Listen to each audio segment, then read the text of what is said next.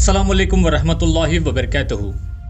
दोस्तों, मैं हूं आपका दोस्त शफीक अहमद ख़ान और हमारे इस YouTube channel the tiger of Mysore में आप सबको खुशामदीद।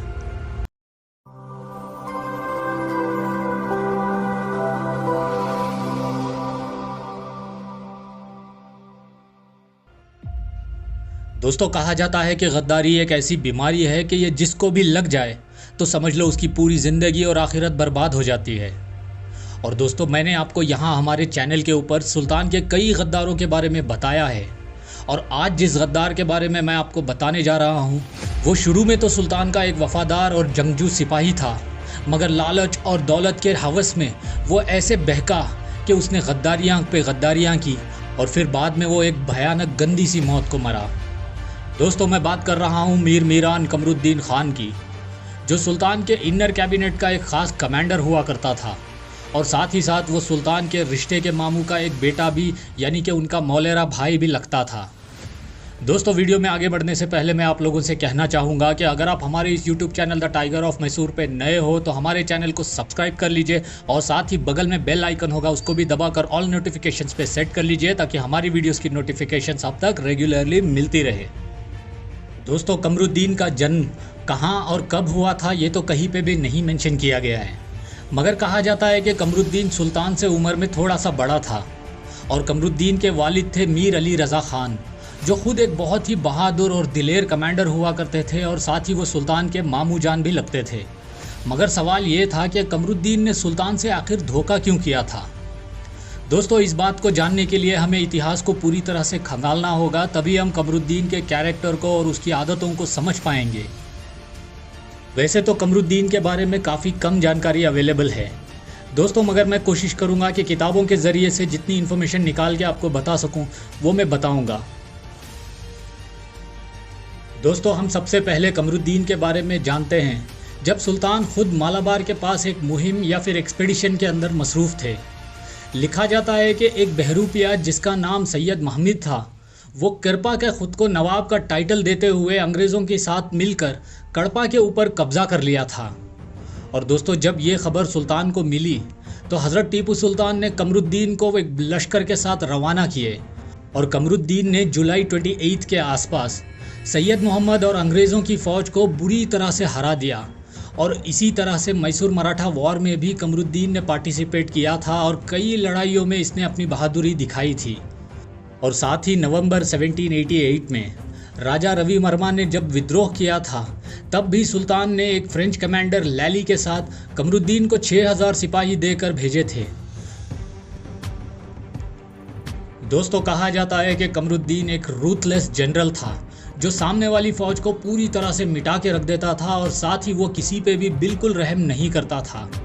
मगर दोस्तों, हिस्ट्री के अंदर एक और वाक़या हुआ है जो कमरुद्दीन ख़ान के कैरेक्टर के ऊपर भी एक सवाल उठाता है। दोस्तों, वो वाक़या ये था कि सुल्तान की कमरुद्दीन ने एक बार जान बचाई थी। जी हाँ, आप लोगों ने बिल्कुल सही सुना।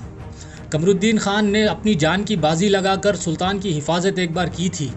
जब सुल्तान एक जंग के दौरान एक नदी और दीवार के बीच में फंस गए थे तो यही वो कमरुद्दीन था जिसने सुल्तान को अपने कंधे पर उठाकर नदी को पार किया था और सुल्तान की और ख़ुद की भी जान बचाई थी। दोस्तों, इसी तरह कमरुद्दीन ख़ान हर मुहिम, हर सुल्तान की जंग में वो मौजूद रहा है,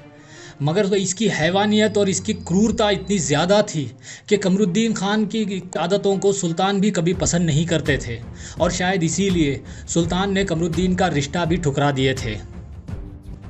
दोस्तों, मीर हुसैन अली किरमानी ने अपनी किताब the history and the reign of Tipu Sultan के चैप्टर 18 के अंदर एक अजीब वाक़या लिखा है कि कमरुद्दीन ख़ान फ़तेह हैदर की बहन से शादी करना चाहता था।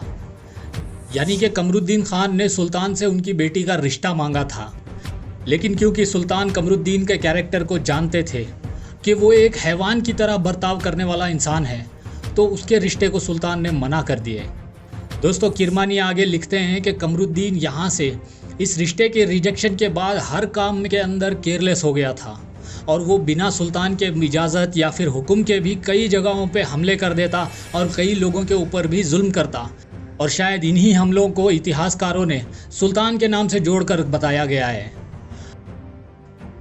दोस्तों, कमरुद्दीन ख़ान ने सुल्तान को सबसे बड़ा पहला धोखा दिया था 4th एंग्लो मैसूर वॉर की बैटल ऑफ मलवल्ली में। और इस वाक़ये का जिक्र करते हुए किरमानी और हसन दोनों लिखते हैं कि जब बैटल ऑफ मलवली के दौरान एक वक्त ऐसा भी था कि जहां से शायद अंग्रेज़ों के ऊपर भारी सुल्तान की फ़ौज पड़ सकती थी और शायद पूरी जंग का रुख बदल सकता था, ऐसे मुश्किल वक्त में हज़रत टीपू सुल्तान ने इस गद्दार पे भरोसा किए और कमरुद्दीन को हुक्म दिए कि वो अंग्रेज़ों के ऊपर साइड से हमला करे।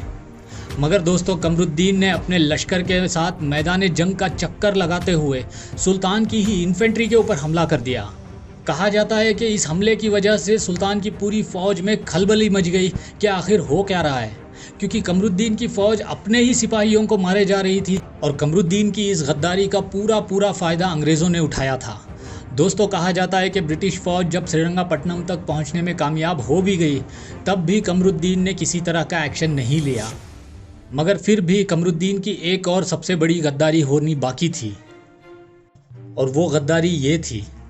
कि जब फोर्थ एंग्लो मैसूर वॉर के आखिरी दिनों में सुल्तान को ये बात पता चली कि कर्नल फ्लॉयड और उसकी असिस्टेंस के लिए कर्नल स्टुअर्ट की एक लश्कर को रसद के सामान के साथ रवाना किया गया है और वो तेज़ी के साथ श्रीरंगपट्टनम की तरफ आगे बढ़ रहे हैं, तो सुल्तान ने फ़ौरन अंग्रेज़ों के इस लश्कर को इंटरसेप्ट करके बर्बाद करने के लिए कमरुद्दीन को ही रवाना किए थे।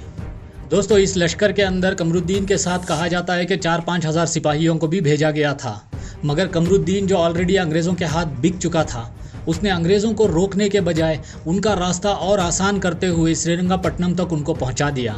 और जब सुल्तान की शहादत हुई, तब भी कमरुद्दीन ने कुछ भी नहीं किया था।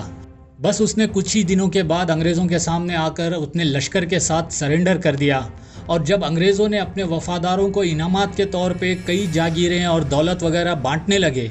तो इसी कमरुद्दीन खान को गुरमकुंडा की जागीर दी गई थी। दोस्तों, बस इसी बात से ये बात साबित होती है कि कमरुद्दीन खान अंग्रेज़ों के हाथ में ऑलरेडी बिक चुका था, क्योंकि उसको गुरमकुंडा की एक बड़ी सी जागीर को दिया गया था। एक तरफ जब सुल्तान की फैमिली को कैद करके उन्हें बड़ी ही तकलीफ़ों के साथ वेल्लोर की तरफ श्रीरंगपट्टनम से शिफ्ट किया जा रहा था,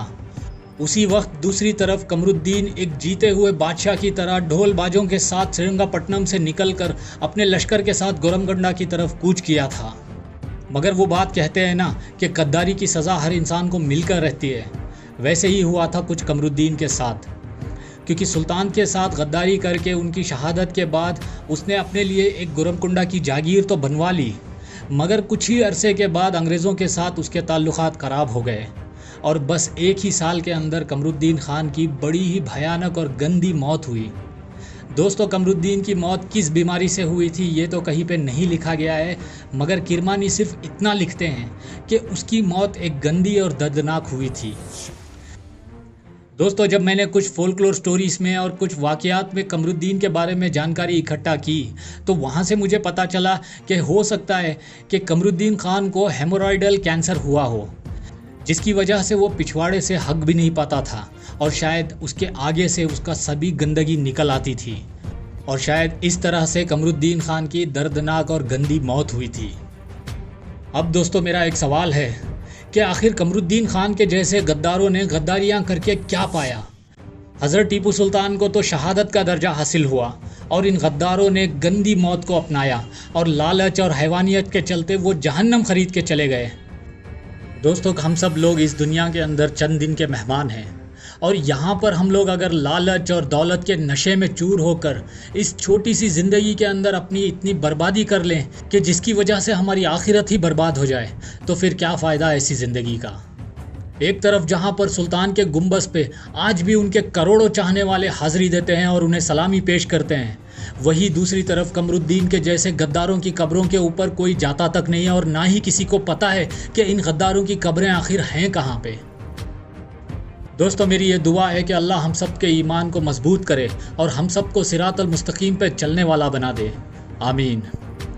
दोस्तों, इसी के साथ आज की वीडियो में बस इतना ही। अब मैं मिलूंगा आपसे अगली वीडियो में, तब तक आप अपना बहुत सारा ख्याल रखिए और साथ ही मुझे दुआ में याद रखिए। अल्लाह हाफिज़।